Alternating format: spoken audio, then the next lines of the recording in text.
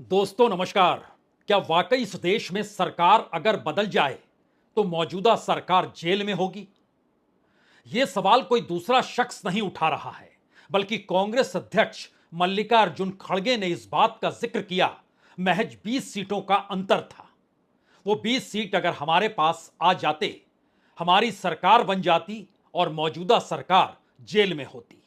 मौजूदा सरकार का मतलब इस देश के प्रधानमंत्री हैं, इस देश के गृह मंत्री हैं, इस देश के वित्त मंत्री हैं, इस देश के कॉमर्स मिनिस्टर हैं, इस देश के तेल मंत्री हैं। कौन है इस दायरे में? या फिर इस देश के भीतर अर्थव्यवस्था के साथ जिस तरीके का खिलवाड़ लगातार होते चला जा रहा है, उसमें कोई दूर की बात नहीं है कि अब कांग्रेस इसको बहुत करीबी से देखने की स्थिति में आ चुकी है कि सरकार इकोनॉमी को कैसे चला रही है, कॉरपोरेट को कैसे मदद कर रही है। और उस इकोनॉमी का कच्चा चिट्ठा अगर वाकई सरकार बदलते ही सामने ले आया जाए तो फिर मौजूदा सरकार तो जेल में होगी। यह कोई इतना आसान वक्तव्य नहीं है, लेकिन इसके पीछे की हकीकत को हमें लगता है आज आपको समझना होगा। क्योंकि इस देश के भीतर में दिवालिया कंपनियों को लेकर एनसीएलटी बना, आईबीसी बना। हुआ क्या? लाखों करोड़ रुपए का चूना बैंकों को लग गया।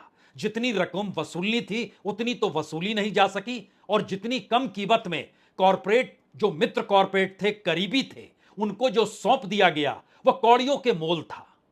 इस देश के भीतर में हर मिनिस्ट्री के साथ जो निजीकरण और मोनेटाइजेशन का दौर चला, वो लाखों करोड़ का बाकायदा सरकारी नीति का हिस्सा है। क्या वो सब कुछ सामने आ जाना चाहिए? इस देश में इन्वेस्टमेंट का पूरा खाका डिसइन्वेस्टमेंट को लेकर जिस रास्ते चला, जिन्हें मिला, सरकार की क्या कमाई हुई या क्या नुकसान हुआ, इस देश के राजस्व को कितना चूना लग गया, क्या सब कुछ सामने आ जाना चाहिए? इस देश के भीतर में जो खनन हो, यानी कोयले से जुड़ा हुआ हो, या फिर लोहे और आयस्क से जुड़े हुए जो भी माइंस हो, उसको लेकर जो कमाई इस देश के भीतर में चंद कॉरपोरेट्स की हुई, बावजूद इसके इस देश में आयातित कोयला मंगाया गया, यानी कोयला बाहर से लाया गया। वो ऑस्ट्रेलिया से आ रहा था, वो मलेशिया से आ रहा था, वो इंडोनेशिया से आ रहा था, और इस देश के भीतर में लगातार कोयले को निकालना भी महंगा क्यों पड़ने लगा? क्या ये फाइल सामने आनी चाहिए? इस देश के भीतर में पूरा मैनिपुलेशन का खेल जो शेयर बाजार में चला, इलेक्शन के दिन चला, इलेक्शन के रिजल्ट के दिन चला, इलेक्शन के रिजल्ट से एक दिन पहले एग्जिट पोल को लेकर चला, और उसके बाद चाहे वह हिडेनबर्ग की रिपोर्ट आई हो या फिर गाहे बगाहे किसी भी दिन किसी भी मौके पर जो लाखों करोड़ के वारे न्यारे हो जाते हैं और उस पर कोई नजर सेबी की होती नहीं है। और अब तो सेबी की चेयरमैन भी उस दायरे में खड़ी की जा चुकी हैं, वह भी कांग्रेस के जरिए, और वह भी तथ्यों के साथ। तो क्या यह समूची फाइल सामने आ जाएगी तो फिर इस सरकार में बचेगा कौन? दुनिया के बाजार में तेल सस्ता दर सस्ता होता चला गया, और होते होते आज की तारीख में $68 प्रति बैरल है। और अगर ब्रेंट क्रूड ऑयल की जिक्र करेंगे तो वह 69 डॉलर प्रति बैरल है। यानी जब भारत में तेल, पेट्रोल, डीजल की कीमतें बढ़ी थी, उस समय $100 से पार प्रति बैरल तेल मिल रहा था, और सरकार ने कहा था दुनिया के बाजार में महंगा तेल है। लेकिन आज तो यह 68 और 69 पर आकर टिक गया है। फिर भी इस देश में लोगों को राहत नहीं है। इतना ही नहीं, उससे दुनिया के बाजार में जो तेल की कीमत 30% से ज्यादा रियायत में रशिया से भारत ने तेल लिया, लेकिन क्या जनता को लाभ हुआ? यानी पूरी इकोनॉमिक ढांचे को इस दौर में तेल की इकोनॉमी चला रही थी। और इस दौर की इकोनॉमी का सच कांग्रेस के सामने अब इसलिए है क्योंकि अब उसकी संख्या पार्लियामेंट के भीतर विपक्ष के तौर पर है। तमाम अलग अलग पार्लियामेंट्री कमेटियों में विपक्ष की मौजूदगी है, और अब तो पीएससी के चेयरमैन भी केसी वेणुगोपाल हो गए हैं, जो कांग्रेस के जनरल सेक्रेटरी हैं। तो सारी जानकारी तथ्यों के साथ अगर आ रही है, तो इस दौर में जो कॉरपोरेट डील हो रही थी, जो कॉपरेटिव्स के भीतर 6 लाख करोड़ से ज्यादा की मौजूदगी, और उसको लेकर भी जो हेर फेर के आरोप कांग्रेस लगा रही है, और इन सब के बीच विपक्ष और कहें कॉपरेटिव से जुड़े हुए अलग अलग ऑर्गेनाइजेशन और पॉलिटिशियंस जो बीजेपी के नहीं है, वह जिन बातों का जिक्र कर रहे हैं, क्या वो पूरी की पूरी फाइल सामने आ जानी चाहिए और फैक्ट के साथ आ जानी चाहिए? यह भी एक अजीबोगरीब परिस्थिति है कि जिस देश में खुद प्रधानमंत्री डिजिटल इकोनॉमी का जिक्र करें, उस देश में बॉन्ड के एवज में अडानी जो पेमेंट करे वो 6,000 करोड़ का कैश पेमेंट कर दे, अपने ही सबसे करीबी कॉरपोरेट के जरिए कैश की परिस्थिति। और प्रधानमंत्री मोदी की अंतर्राष्ट्रीय यात्राओं के मद्देनजर जहां पर भी जिस भी देश में गए उस देश के साथ भारत के आर्थिक संबंध मजबूत हुए।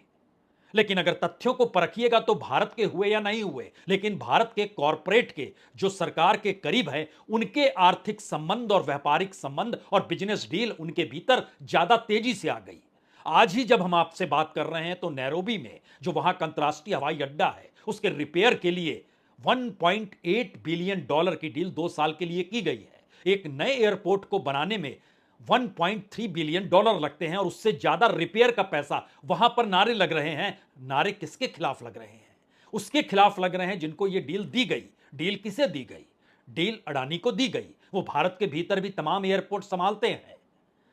अंतर्राष्ट्रीय तौर पर दुनिया के बाजार और विकसित देशों के बैंकों के जरिए जो लोन भारत के उन कॉरपोरेट्स ने उठाया है वो उनकी अपनी साख नहीं, बल्कि मौजूदा वक्त में सरकार के साथ उनकी करीबी नजर आती है। तो क्या सभी फाइल एक एक करके इस दौर में खुल जानी चाहिए और यह बात खुले तौर पर आनी चाहिए?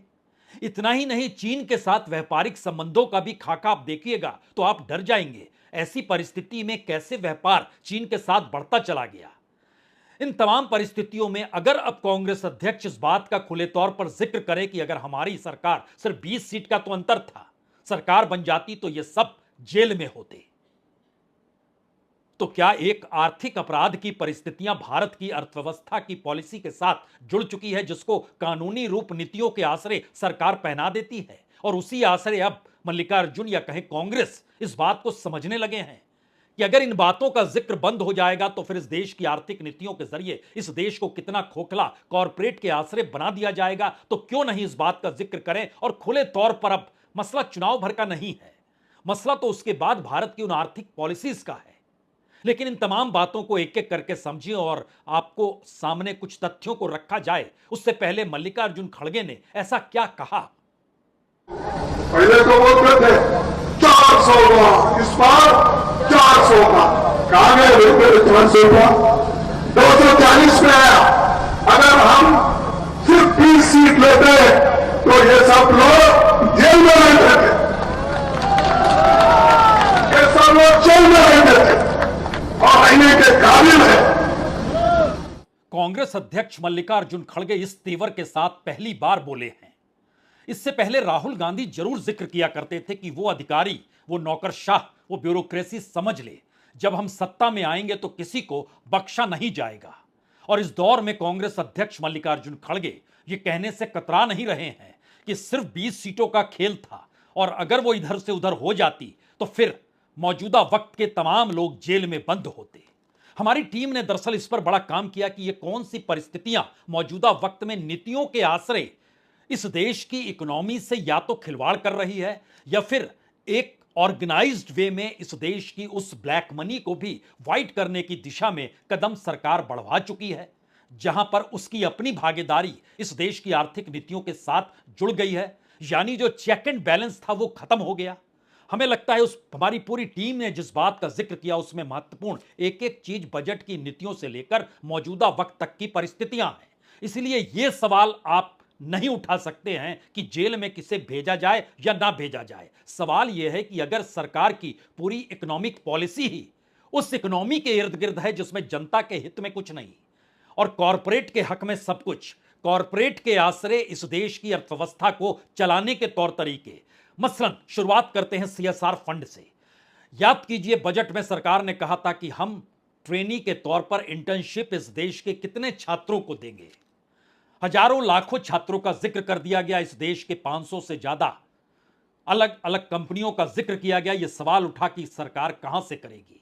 नया सवाल यह आया कि अब तमाम कॉरपोरेट जो है सीएसआर फंड जो वो इस देश में जो उसकी रिस्पॉन्सिबिलिटी होती है उसमें जो देती है उससे हटकर अब वो संशोधन करने को तैयार है। सरकार ने कहा तभी तो संशोधन कर रहे हैं, तो सीएसआर का पैसा उस इंटर्नशिप में चला जाए, यानी सरकार की जेब से कुछ ना निकले, कॉरपोरेट ही पैसा दे और सीएसआर का पैसा शिफ्ट कर दे जो इस देश के अलग अलग प्रकल्पों या फिर ग्रामीण भारत को बेहतर बनाने के लिए जो सीएसआर की रिस्पॉन्सिबिलिटी निकाली गई थी कि वह किस तरीके से मुनाफा भारत की जमीन पर धंधे करके कमाती है, उसमें उसकी भी कुछ रिस्पॉन्सिबिलिटी इस देश के एग्रीकल्चर को लेकर हो, रूरल इंडिया को लेकर हो, पानी को लेकर हो, पर्यावरण को लेकर हो, तमाम चीजों को शिफ्ट किया जा रहा है। और इसकी में एक झटका यह भी समझिए कि 2018 में सीएसआर फंड जो था वो 17,000 करोड़ था, 2022 में यह 26,000 करोड़ हो गया और आज की तारीख में यह बढ़कर 30,000 करोड़ पार कर गया है। तो इतना पैसा एक झटके में जो लगता था उपयोग आता था वो नहीं आ पाएगा। लेकिन बड़ी महत्वपूर्ण बात यह भी है कि इस देश में किस तरीके से इम्बैलेंस या कॉरपोरेट के हक में कैसे चीजें खड़ी की गई। मिडिल क्लास का आदमी अगर 7 करोड़ रुपए, अपर मिडिल क्लास कह लीजिए, 7 करोड़ रुपए कमाता है तो उसको इनकम टैक्स में 3 करोड़ देने होंगे। लेकिन इस देश में बिजनेस रेवेन्यू अगर 20 करोड़ है तो आपको इनकम टैक्स सिर्फ 50 से 80 लाख देना होगा। एग्रीकल्चर रेवेन्यू अगर 40 करोड़ है तो कोई टैक्स नहीं। पॉलिटिकल पार्टी अगर आप चला रहे हैं और आपके पास करोड़ों के वारे न्यारे जो हो रहे थे इलेक्ट्रल बॉन्ड में, वो 7,000 करोड़ भी पार कर जाए तो भी आपको कोई टैक्स नहीं। और जो चकाचौंध भरी खेल, मसलन आईपीएल को ले लीजिए, वो 12,000 करोड़ का खेल है, टैक्स 1 पैसा नहीं होता है। बात ये नहीं है, बात सबसे बड़ी है कि आपका पूरा का पूरा जो प्रोसेस है इस देश की बैंकिंग व्यवस्था और लोगों की पूंजी और लोगों के हक को मारकर क्रिएट किया जा रहा है। जब हम 2024 का जिक्र करते हैं तो सोचिए, अमेरिकी फेडरल बैंक को घाटा होता है 118 बिलियन डॉलर का, बैंक ऑफ इंग्लैंड को घाटा होता है 86 बिलियन डॉलर का, लेकिन आरबीआई की कमाई होती है 43 बिलियन प्रॉफिट उसको हो जाता है। बड़ा महत्वपूर्ण है, सरकार वो पैसा भी ले लेती है। और अगर आप ध्यान दीजिए तो 2024 में उसकी कमाई 2,80,000 करोड़ की थी और उसने जो दिया सरकार को डिविडेंड के तौर पर वह 2,11,000 करोड़ सरकार को दे दिया। पिछले साल 90,000 करोड़ दिया था, कमाई 2,40,000 करोड़ की हुई थी। 2022 में कमाई 1,60,000 करोड़ की हुई थी, 30,000 करोड़ सरकार को दिया था। यह एक पूरा प्रोसेस है कि बैंकिंग प्रोसेस के जरिए किस तरीके से सरकार के पास पैसा क्यों आता है। समझिए कि इस देश के भीतर में तकरीबन 7,25,000 करोड़ यह जो क्लेम वैल्यू थी अलग अलग कंपनियों की, उसमें जो परचेस जिन कंपनियों ने उन कंपनियों दिवालिया कंपनियों को खरीद लिया, वह कमाई जो कुल कमाई निकल कर आई वो 7,25,000 करोड़ का जो क्लेम वैल्यू था उससे हटकर परचेस जो निकला वो तकरीबन 2 लाख करोड़ रुपए ही निकला। मैक्सिमम है ये। हमने कुछ रियायत कर दी, कागजों पर दिखाया गया, लेकिन ओरिजिनली जो जानकार देते हैं वो कहते हैं कि 1,30,000 करोड़, 25-30,000 करोड़, इससे ज्यादा की कोई परचेजिंग पैसा दिया नहीं गया। और महत्वपूर्ण यह भी है कि जो परचेस किया गया उसके लिए भी बैंक से पैसा लिया गया और बैंकों के जरिए पैसा लेकर उसको खरीदा गया। बैंकों को चुना लगा इससे पहले जिसे लोन दिया था। तो एक पूरी प्रक्रिया और पूरी की पूरी डिटेल रिपोर्ट सरकार की एनसीएलटी और आईबीसी की खुद बता देती है कि पॉलिसी ही गड़बड़ है। और इस प्रक्रिया के भीतर में आप इस देश को चला कैसे रहे हैं। और जब यह सवाल निकल कर आता है कि इस देश की इकोनॉमी से क्या आप खिलवाड़ कर रहे हैं, हमें लगता है आज यहां पर जिक्र थोड़ा सा चाइना का जरूर करना चाहिए, क्योंकि चीन का प्रोडक्शन, चीन का मैन्युफैक्चरिंग, चीन के बाजार का उत्पाद पूरी दुनिया में छाया हुआ है और इन परिस्थिति के भीतर उसको इससे लाभ होता है और जिनको वो हथियारों में उपयोग करता है उसके जरिए जो सीमा पर जो परिस्थिति बनती है वो बनती ही है। लेकिन सवाल यह है कि हम आपको 1 महीने का डाटा देते हैं, जुलाई महीने का डाटा, सरकारी डाटा। इसमें कहा गया कि लगभग उससे पहले के महीने से जो बढ़ोतरी हुई है वह जुलाई 2023 से जुलाई 2024, इस दोनों को अगर काउंटर कीजिएगा एक साल के भीतर में तो 871 मिलियन डॉलर का ज्यादा सामान भारत लेने लग गया और जो भारत बेच रहा था उसमें लगभग 47 मिलियन डॉलर कम हो गए। यानी भारत के एक्सपोर्ट करने में चाइना में कमी आ गई और चाइना के एक्सपोर्ट करने में भारत को बढ़ गया। यानी भारत जो माल चाइना से मंगा रहा है, इंपोर्ट कर रहा है, उसमें लगभग 871 मिलियन डॉलर की बढ़ोतरी हो गई। ये कैसे बढ़ा? 10.2 बिलियन डॉलर से बढ़कर ये 11 बिलियन डॉलर पार कर गया और जो भारत माल बेच रहा था 1.41 बिलियन डॉलर वो घटकर 1.36 बिलियन हो गया। ये चाइना के साथ व्यापारिक संबंध सिर्फ 1 महीने का हम आपसे जिक्र कर रहे हैं, जुलाई के महीने का। अगर इसको रुपए में आप कन्वर्ट कीजिए तो ऐसे समझिए कि जुलाई के महीने में चीन को हमको देना पड़ा 92,000 करोड़ रुपया, 92,369 करोड़ रुपए हमने दिए और हमने उनसे लिए 11,421 करोड़ रुपए। अब आप सोचिए 80,000 करोड़ का नेगेटिव बिजनेस 1 महीने का चीन के साथ। और इसको जब आप रोटेट करते चले जाइएगा साल भर में, तो फिर आपको लगेगा ये क्या खिलवाड़ हो रहा है। और हमारा अपना प्रोडक्शन ना बढ़ पाना और प्रोडक्शन के पीछे का विजन कॉरपोरेट के अनुकूल आर्थिक नीतियों का होना, और आर्थिक नीतियां अगर कॉरपोरेट के अनुकूल है तो इस देश के भीतर में टॉप मोस्ट 20 कॉरपोरेट्स के अंदर जो लोग काम करते हैं, उन काम करने वाले लोगों की तादाद इस देश के किसी भी सबसे बड़े पीएसयू को चुन लीजिए उससे कम है। वो आप ओएनजीसी चुन सकते हैं, आप रेलवे और डिफेंस तो मत चुनिएगा, वो कई गुने ज्यादा है। यह स्थिति इस देश के भीतर में मौजूदा वक्त में पड़ी है, और इसी बात को नए विजन के साथ राहुल गांधी ने आज जिक्र भी किया जब वो वाशिंगटन में प्रेस क्लब से बातचीत कर रहे थे, और यह सवाल उठा था कि कैसे प्रोडक्शन के साथ इस देश को जोड़ा जाए। लेकिन उससे पहले हमें लगता है आज फिर प्रधानमंत्री ने उस बिजनेस टर्म की परिस्थिति को जिस रूप में सेमीकंडक्टर के तौर पर रखा, पहले प्रधानमंत्री को सुनना चाहिए। आज भारत का इलेक्ट्रॉनिक सेक्टर $150 बिलियन से भी ज्यादा का हो चुका है, और अब तो हमारा लक्ष्य और बड़ा है। इस दशक के अंत तक हम अपने इलेक्ट्रॉनिक सेक्टर को $500 बिलियन तक पहुंचाना चाहते हैं। इससे भारत के युवाओं के लिए करीब 6 मिलियन यानी 60 लाख जॉब क्रिएट होगी। भारत के सेमीकंडक्टर सेक्टर को भी इसका बहुत अधिक फायदा होगा। हमारा लक्ष्य है कि इलेक्ट्रॉनिक मैन्युफैक्चरिंग का 100% काम भारत में ही हो। प्रधानमंत्री इलेक्ट्रॉनिक्स के बारे में जिक्र कर रहे थे, और हमारी टीम ने हमें जानकारी दी कि इस तरीके के कार्यक्रमों में प्रधानमंत्री ने बीते 10 बरस में लगभग 17 या 18 बार इस तरीके के प्रोजेक्ट के जरिए किस तरीके से क्या विजन है इसको रखा है, और उसके जरिए कितनी नौकरियां हो सकती है उसको रखा है।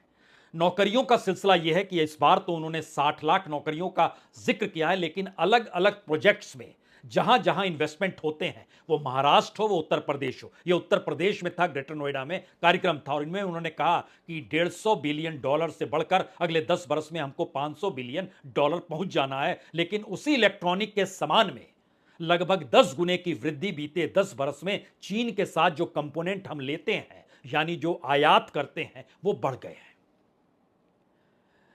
बात सबसे बड़ी यही है कि इस देश के भीतर के लोगों को इस देश के प्रोडक्शन और मैन्युफैक्चरिंग से कैसे जोड़ा जाए, उसको वोट बैंक के तौर पर देखें या उसको जाति के आधार पर देखें, लेकिन इस पूरी परिस्थिति में इकोनॉमी को कैसे डेवलप किया जाए, यह सोच क्या गायब हो गई। जिस बात का जिक्र लगातार इस देश में मुख्य धारा में हाशिए पर पड़े हुए तबके को लाने का है, उससे पहले एक दो बात और समझिए क्यों यह पूरी इकोनॉमी का ढांचा इस रूप में आपके सामने है। इस देश के भीतर से जो डाटा निकल कर आता है राज्य दर राज्य का, उसमें अगर हर राज्य से 100 रुपए की कमाई होती है तो जो वापस किया जाता है वो सबसे कम कर्नाटक को किया जाता है, उसको 13 रुपए 90 पैसे दिए जाते हैं। तमिलनाडु को 29 रुपए 70 पैसे दिए जाते हैं। केरल को 63 रुपए 40 पैसे दिए जाते हैं। सबसे ज्यादा दिया जाता है बिहार को। अगर उसने 100 रुपए कमाए हैं तो उसको वापस मिलते हैं 922 रुपए 50 पैसे। उत्तर प्रदेश को मिलते हैं 333 रुपए 20 पैसे। मध्य प्रदेश को मिलते हैं 280 रुपए। यह एक परिस्थिति है, और जिस इकोनॉमी को लेकर सरकार मशक्कत कर रही है, उस मशक्कत के भीतर भी कैसे इस देश की पेंशन योजना को भी कॉरपोरेट के हवाले किया जाए, इस देश के भीतर में अलग अलग योजनाओं को कॉरपोरेट से कैसे जोड़ा जाए। उसकी एक हकीकत यह भी है कि अभी तक हम ये विजन डेवलप कर ही नहीं पाए कि पेंशन को लेकर जो इस देश की जो कमाई है उसमें 25% हिस्सा, वो चाहे रेलवे का हो चाहे डिफेंस का हो। और ध्यान दीजिए, हर बरस स्टेट गवर्नमेंट पेंशन में 5,22,000 करोड़ देती है, सेंट्रल गवर्नमेंट 2,67,000 करोड़ देती है, यानी तकरीबन 8 लाख करोड़ रुपया हर बरस पेंशन में जाता है। पूरी इकोनॉमी को आप एक साथ मिलाकर चल नहीं सकते हैं, अलग अलग खाके में रखते हैं। और शायद यही वो सवाल है जो धीरे धीरे शेयर बाजार की इकोनॉमी के आसरे इस देश की इकोनॉमी को संभालना, शेयर बाजार में कॉरपोरेट के मैनिपुलेशन के जरिए इस देश की इकोनॉमी को समझना, और इस देश के भीतर में मैन्युफैक्चरिंग सेक्टर या फिर कॉरपोरेट के आसरे छोटे उद्योगों का जिक्र नहीं करना, नौकरियों का जिक्र नहीं करना, बल्कि एक नई परिस्थिति में कॉरपोरेट के नेटवर्थ को बढ़ाकर इस देश की इकोनॉमी से जोड़कर इस देश की तीसरी बड़ी इकोनॉमी का जिक्र बार बार करना और इस पूरी प्रक्रिया के भीतर का संकट दरअसल वह इकोनॉमिक क्राइम है जिसका जिक्र मल्लिकार्जुन खड़गे शुरू में कह रहे थे कि कोई नहीं बचेगा, सभी जेल चले जाएंगे जो इस इकोनॉमी को अपनाया गया है। और इसको एक नए विजन के साथ राहुल गांधी ने वाशिंगटन में रखा। Yes, China has a strong military, but the military strength comes from that ability to produce. It comes from Americans buying Chinese product. It comes from Indians buying Chinese product. And what are you going to do about it? Because we can't carry on this trajectory. Certainly I can talk for India. We simply cannot go forward without building a manufacturing base, without involving large numbers of our people, creating jobs for them. So for us, it's, we're not a Singapore where we can say, oh, now we'll do services and everything will be fine. We can't do it. We have over 1 billion people, and we have to give them an answer. And that answer can only come from production. अब कोई भी कह सकता है कि राहुल गांधी तो दरअसल voter देख रहे हैं। इस देश के भीतर में सत्ता में आने के लिए वह इस देश में schedule caste, schedule tribe, minorities, OBC, इनके जरिए उस राजनीति को तूल दे रहे हैं जिससे उनके वोट बैंक में बढ़ोतरी हो सके। सवाल पहली बार इस देश के भीतर में उस इकोनॉमी का है जिस इकोनॉमी के भीतर पॉलिसी बनाकर जो क्राइम था उसको लीगलाइज किया गया, ऑर्गेनाइज्ड वे में चीजें चलने लग गई। इसीलिए एक सवाल आपके जहन में आखिर में यह भी होगा कि जेल कोई कैसे जाएगा। अदालत में जब मामला पहुंचेगा और यह कहा जाएगा कि इस देश में मोदी सरकार की पूरी इकोनॉमी ही कॉरपोरेट के हक में थी, तब क्या करना होगा। कोई सामान्य शख्स कहेगा तब तो इस देश में जो भी बीते 10 वर्ष में कॉरपोरेट ने कमाया, जिन जिन इंडस्ट्रीज पे कब्जा किया, जो डिसइन्वेस्टमेंट के नाम पर, जो प्राइवेटाइजेशन के नाम पर, जो मोनेटाइजेशन के नाम पर, और सभी जोड़ दीजिएगा तो तकरीबन 20-25 लाख करोड़ का पूरा खेल आपकी आंखों के सामने होगा। उन सब चीजों का नेशनलाइजेशन इस दौर में हो जाना चाहिए। यह हो सकता है, लेकिन अगर आप सिस्टमेटिक चीजों को परखेंगे तो एक सवाल होगा, तेल मंत्री क्यों बचेंगे।